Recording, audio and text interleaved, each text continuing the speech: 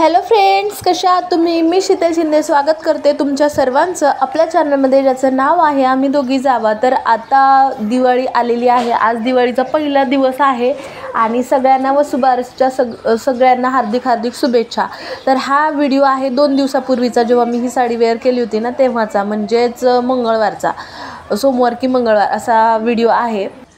तर आज मी बनवणार आहे दिवाळी बनवायला सुरुवात. तर आज मी ना हे सारण वगैरे बनवून घेणार आहे. तर कसं सारण बनवलं हे मी तुम्हाला या व्हिडिओमध्ये दाखवणार आहे, माझ्या पद्धतीचं कसं बनवले ते. तर ह्या दिवशी तर आज तर काय माझं काहीच नव्हतं झालं, काहीच म्हणजे काहीच, कारण अजून राशनच भरलं नव्हतं. जेव्हा मग ह्यांचा पगार आला तेव्हा मग राशन वगैरे भरण्यासाठी मी इथं लिस्ट लिहित आहे. तर लिस्ट दिली की लगेचच राशन आलेलं आहे बघा.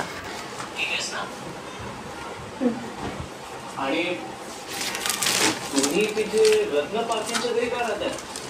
विनू सर. हो, पण त्याच्यासाठी त्यांच्या घरी राहण्याची काय गरज आहे? हे बघ ना, आता मला करायचं आहे सारण बनवायचं आहे. सारण तर राशन वगैरे मी बनवून झालेलं आहे. तर आता नंतर सारण बनवावं. तर मी खोबरं वगैरे खिसून घेतलेलं इथं.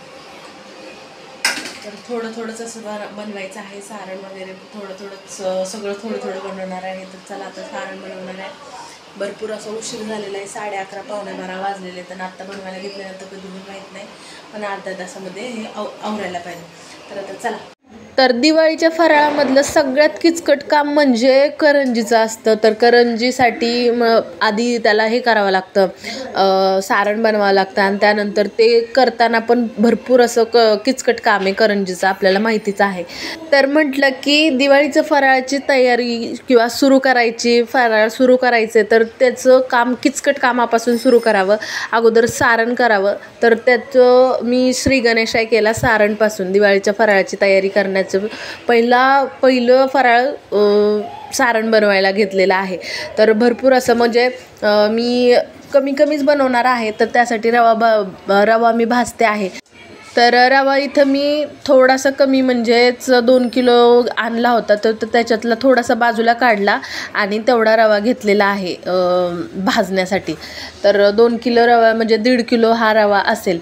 तर मग आता भाजते. तर आपण किती म्हणलं कमी थोडं करावं, तरी दिवाळीचं फराळ म्हटल्यावरती आपल्याला वाटायला लागतोच. मग त्यासाठी मग म्हटलं की आपलं थोडंसं, म्हणजे मला तर जास्त काही करंजी वगैरे आवडत नाही, पण घरच्यांना आवडते आणि माहेराला न्यायचं, इकडं आईंकडं तिकडं द्यायचं, तर त्यासाठी तर लागतंच. तर त्यासाठी म्हटलं थोडंसं अजून जास्त करावं.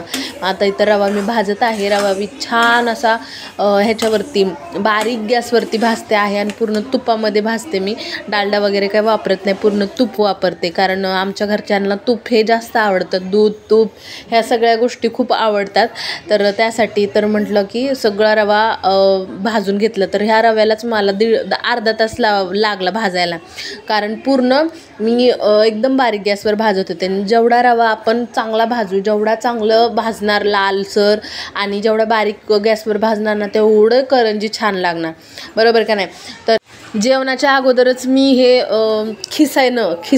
खोबरं खिसणंचं काम जे आहे ते आधीच करून ठेवलेलं, कारण खोबरं खिसणं पण कठीण काम आहे, कारण पूर्ण हात जातो. तर खोबरं मी खिसून घेतलेलं आहे. तर म्हटलं आता ते पण भाजून घ्यावं. तर स्वयंपाक करणं किंवा दिवाळीचं काम करणं म्हणजे हे सगळं बघत खूप तारेवरची कसरत होते. ज्या बायका बाहेर जातात, कामाला जातात, गावाकडच्या बायका कामाला जातात, शेतामध्ये जातात, तिथून येऊन घरचं स्वयंपाक वगैरे करायचं आणि त्यानंतर दिवाळीची तयारी करायची. खरंच त्या लोकांना, त्या बायकांना सल्यूट आहे खरंच. तर माझं पण असं चालू होतं, सकाळचा स्वयंपाक, मुलांचं सगळं करायचं, आवरायचं, व्हिडिओ बनवायचे, व्हिडिओ एडिट करायचे, ते टाकायचे, त्यानंतर इंस्टावरचे व्हिडिओ, त्यानंतर मग दिवाळीची तयारी, दिवाळीची शॉपिंग. आई आल्या होत्या, त्यांच्याबरोबर पण मी गेले होते, तुम्ही बघितलं होतं. तर हे सगळं कामं असतात. त्यात मंगळवारचा बाजार, खूप दगदग, तरी पण तेवढी एनर्जी किंवा तेवढा उत्साह असतो, कारण आता दिवाळी येते म्हटल्यानंतर तेवढा उत्साह ठेवणं तर भागच आहे. आणि खूप छान वाटतं मला दिवाळीचं हे करायला, आणि मला सगळं आवडतं, करायला आवडतं, फक्त खायला आवडतं. बघा आमच्या इथं तर दिवाळी चालू झाली, फटाकडे वाजायला लागलेले आहेत. तर मी म्हणत होते दिवाळीचे पदार्थ करायला आवडतात, जास्त खायला आवडत नाही, मला जास्त गोड आवडत नाहीत, पण तरी पण मी करते. माझं फेवरेट चिवडा आणि चकली मला खूप आवडतं, चिवडा आणि चकली. बाकीचं जास्त गोड आवडत नाही, एकदा गरम गरम खाल्लं की परत नाही.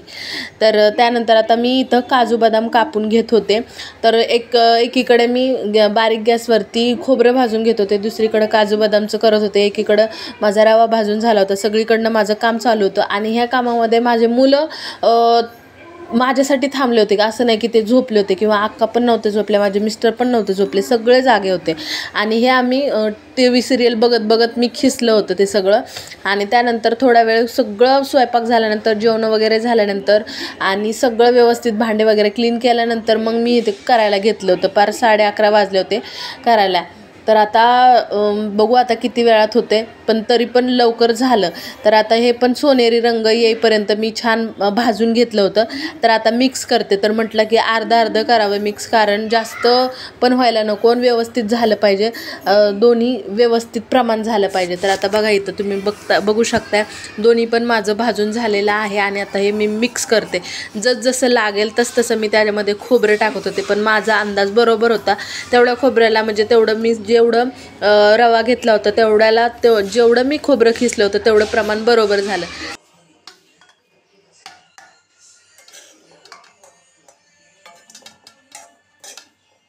तर पाठीमागं बॅकग्राऊंड सॉन्ग वाजतंय, माझे मिस्टर गाणे ऐकत थांबले होते आणि त्याच्यामुळं म्हटलं की ह्याच्यावरती कॉपीराईट पडत म्हणून सगळा आवाज कमी केलेला आहे मी. आणि इथे मी हळूहळू थोडं खोबरं त्यामध्ये जसं सामावेल तसं मी ह्याच्यामध्ये टाकून घेत होते. तर आपलं पहिलं काम जे आहे बाकूर करणं किंवा सारण बनवणं, ते तर एक प्रकारचं माझं झालेलं आहे. तर एक प्रकारचं मोठं ओझं असतं बघा बाकूर बनवणं, करंजी बनवणं, हे सगळं किचकट काम असतं. त्यानंतर आता इथं मी काजू बदामचे छान काप करून घेतलेले आहेत आणि ते मला तुपामध्ये तळायचे आहेत. तर छानपैकी मी तुपामध्ये भाजून घेणार आहे. मस्त असे सोनेरी रंग येईपर्यंत किंवा गोल्डन होईपर्यंत हे छानपैकी आपल्याला करून घ्यायचं आहे. त्यानंतर चारोळे पण छान ह्याच्यामध्ये तुपावर भाजून घ्यायचे. तर चारोळे पण छान लागतात बरं का करंजीमध्ये. कोण करतं सगळं चारोळे वगैरे टाकतं नक्की सांगा मला कमेंट करून. तर आता हे छान असलं मस्तपैकी भाजत होतं, खूप सुगंध येत होतं छान. आणि रात्रीचाच येत होता सगळीकडे सुगंध असा. त्यातच इलायची मी ठेचत होते.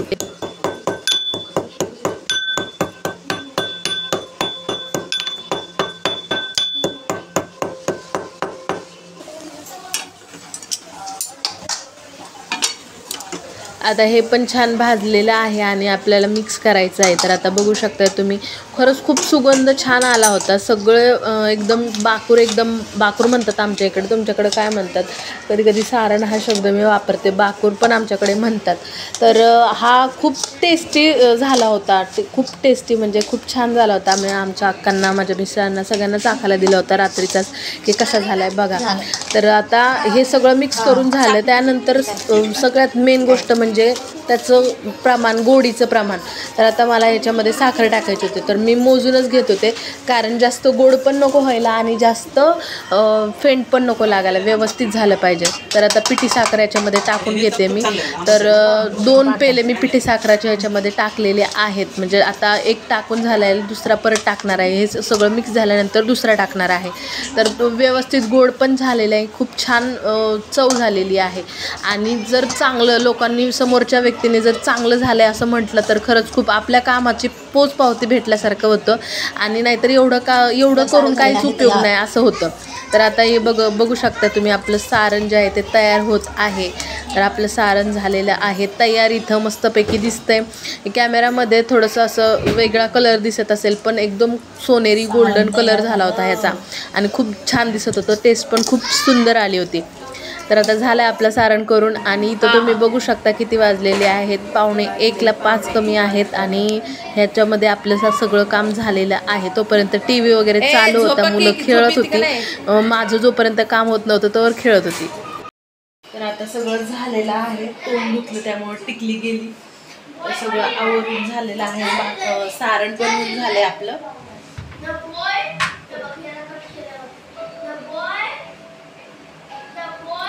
तर चला, सारण वगैरे बनवून झाले, आता झोपायचं. तर 1:45 पर्यंत वेदांत चल तर 1:45 झालेली आणि सगळं माझं झालेलं आहे. टेन्शन नाही सकाळचं आपलं आवरायला. हे सारण महत्त्वाचं काम असतं आहे की नाही. ते सारण झाल्याशिवाय आपण काहीच नाही करू शकत. म्हणजे मी तर पहिलं सारण बनवायचं नंतर बाकीचं करायला घ्यायचं. झालं टेन्शन संपलं. तर चला झोपतो आता. झोप आलेली आहे. Bye bye. Good night.